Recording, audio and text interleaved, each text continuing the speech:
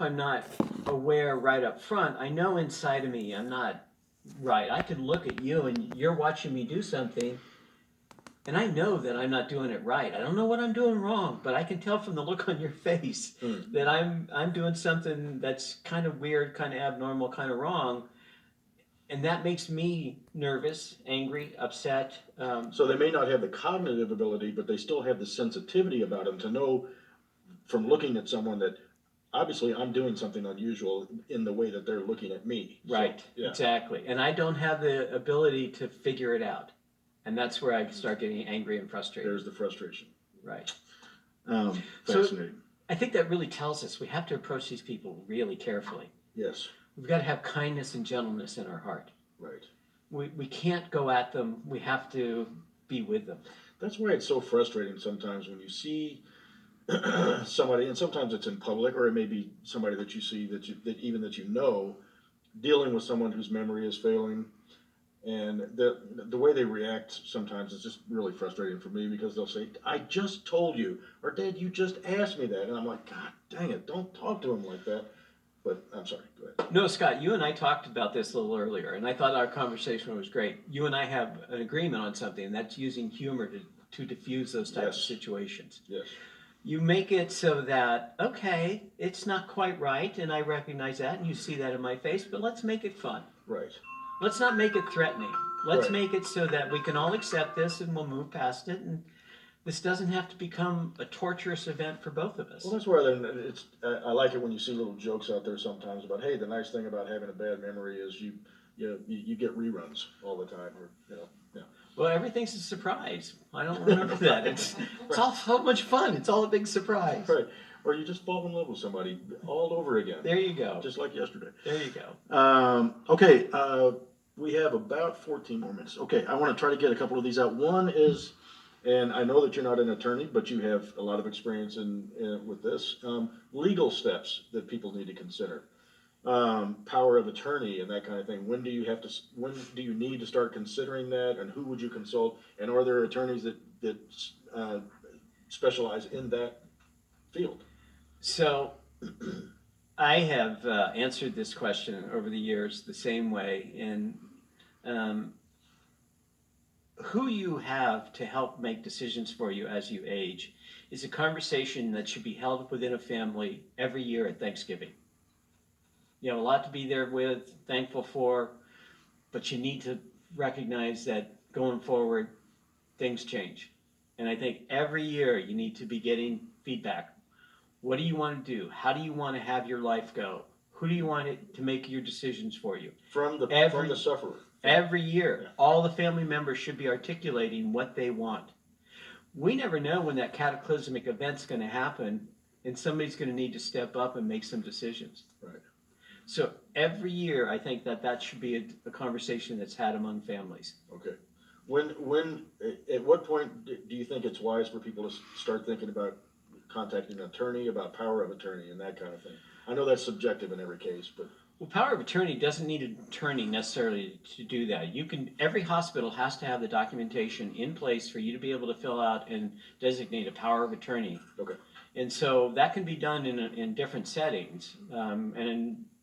So it doesn't always have to be an attorney. Now, there are some things you need an attorney for. I think that when you're talking about people who have been together a long time and they've developed a lot of assets together, and one's gotten quite far along in the process and they're sick and one's still healthy and robust, they talk about having division of assets. Okay. So that one person has the ability to continue on their life and the other person maybe has a disease process. It might be dementia, it might be something else where their life is going to be shortened. So they don't want to drag the other party down financially, but by the same token, you don't want to take anything away from the person who's going to be sicker and need help. Right. So you have to figure out how to divide assets so that you don't bankrupt yourself if you're going to outlive your spouse.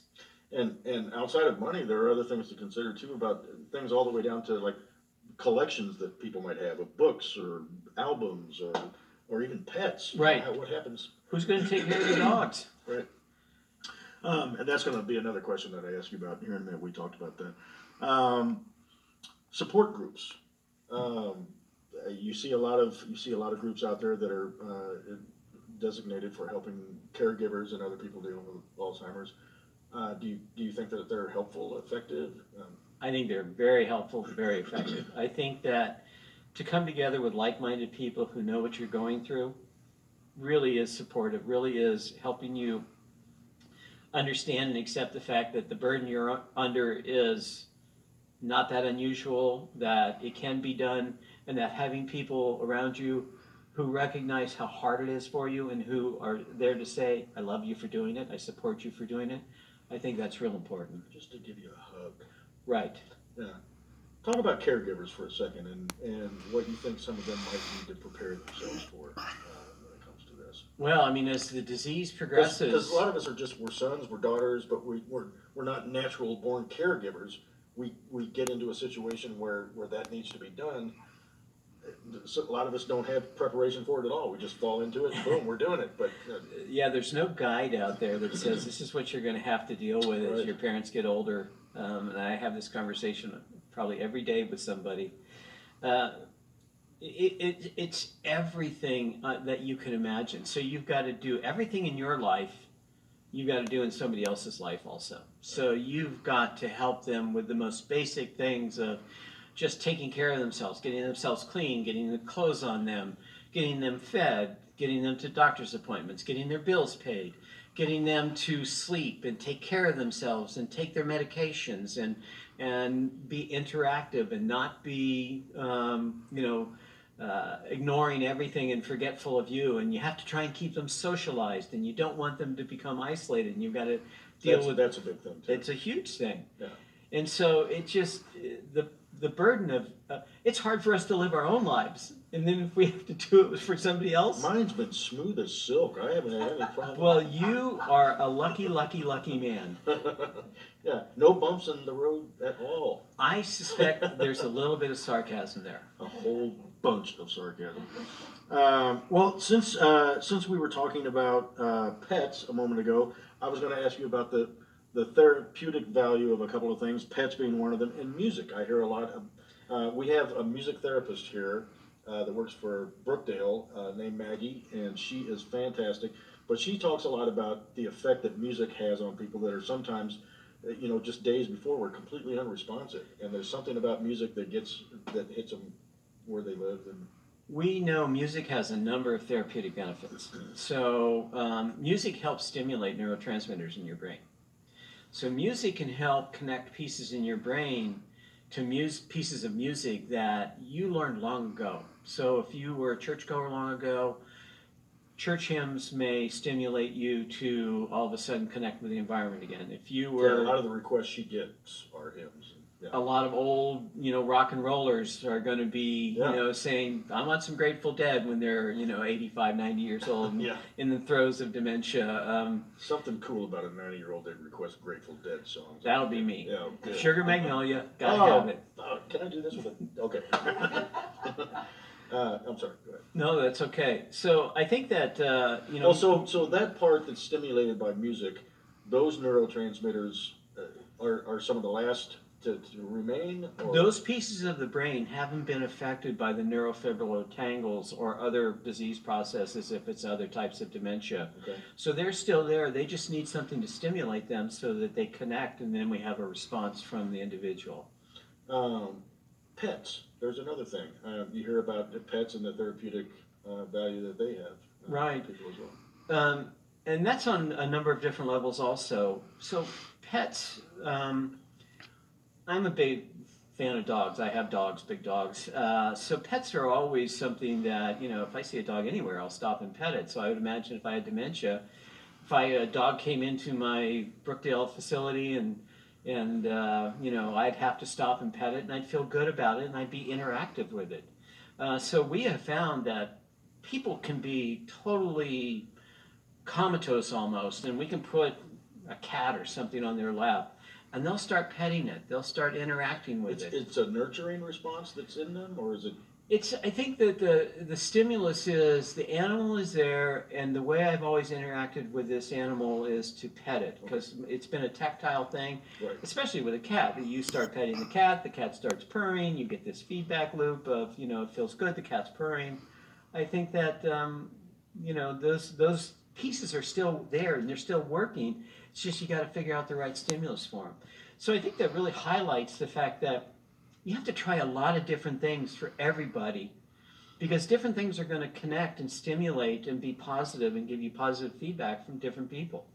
What about games and puzzles and that kind of thing? Are they helpful? I think particularly early on they are helpful because Okay. I think stimulating the brain, engaging the brain is really very helpful.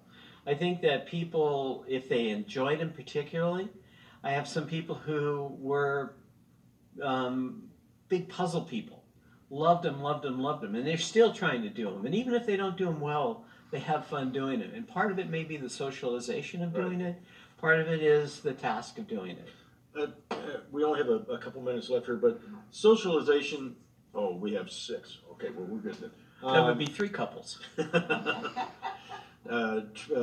Tripled. Yeah, we've mentioned socialization a couple of times. Can you talk about the importance of that when it comes to dementia and Alzheimer's? I think that socialization is incredibly important. Nobody wants to feel like they've been shunted aside by society. I think that people do better when they've got human interaction. The difficulty arises when you're trying to figure out what is a human interaction that is positive and they're beneficial for them. What can they accept? That's a nice ringtone. I know. What can they accept? Yeah. And so you have to socialize them and you want them to do something, but you got to figure out how are you going to access what pieces of the brain are still working so that they're getting positive engagement from it also. We should never be shunting people aside, putting them in a room and closing the door. That's just Well, not that's right. that's bad for any age group, actually. I mean, and you see that a lot when it comes to, which is going to be another question I was going to ask you. You see that a lot with depressive people that want to isolate. That's something that happens a lot. What about depression and Alzheimer's? Is that something that you have to really watch out for? Let me, yes, you do, but let me say something else also. Sure. Those mimickers of Alzheimer's, those mimickers of dementia in general, depression's one of them. Okay. Delirium is one of them. And so you can have a presentation of somebody that looks exactly like dementia, and yet it's not dementia. It's delirium, which is an acute onset of mental status change caused by a variety of different things, or it's major depression, or it's hypothyroidism, or it's low B12. Those are reversible causes of a dementia or a pseudo dementia. And so I think that anytime the disease process is being diagnosed by somebody, you got to really look at a number of other things along with it. It's not just, I'm going to test you for dementia, I need to test you for other things. Okay. Um, one of the other things I was going to ask you about, and this may be a totally different thing, but there's a lot of times you'll see someone that is laughing, and you're not exactly sure what they're laughing about, or it may be the opposite. They may be emotional and starting to cry about something that doesn't seem connected to whatever is going on. I know there's a name for that, but Labile. Okay. And is that part of Alzheimer's as well? Or It dementia? can be, yes. Okay. Absolutely, yeah. They're inappropriate moods or inappropriate emotions. Okay. Um, And you see sometimes, I've always heard this and read about this, that the filters that you have too, that would keep you from saying something to someone that might be inappropriate, whereas years before, the kind of person you were, you would never have said this. But you might come right out and say to somebody, well, you've really gained a lot of weight, or, something along those lines, which you would never have done in previous years. and that's the thing about any of these diseases of the brain. They don't always all hit the exact same piece of the brain, so we don't always have the exact same presentation. So if the disease process is occurring in one small part of the brain, you'll get a different clinical presentation than in somebody else who it's occurring in a different piece of the brain. And so you're right, all these pieces come together. It's a disparate sort of disease in terms of there's a lot of different presentations for it. There is some commonality, so we can figure it out, but you don't know always what you're going to get as it progresses. You're not sure how it's going to progress. All right. Doc, I want to ask you one last question, and that is about you personally, and we only have 2 minutes left here, but I want to ask you just you personally, how you feel about what you do and your level of hope for what you see coming down the pike when it comes to dealing with these things. I love what I do. I'm fortunate. You don't know this about me. We didn't get a chance to discuss this. I started off at 19 years old in Central Supply.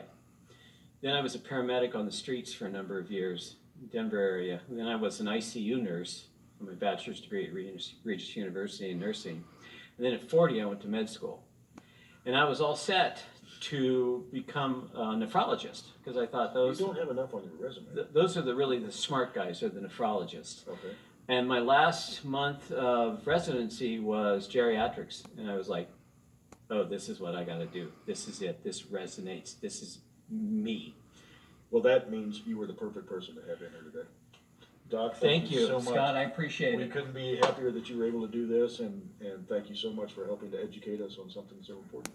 Quite welcome. I want to thank everybody for tuning in, and please on Monday tune in for This Is Us with Bob and Donna. That'll be 8:45 to 9:30. I want to say goodbye to Mom and Dad, Jack and Jean. Love you very much, and we'll see you folks on Monday. Thanks for tuning in.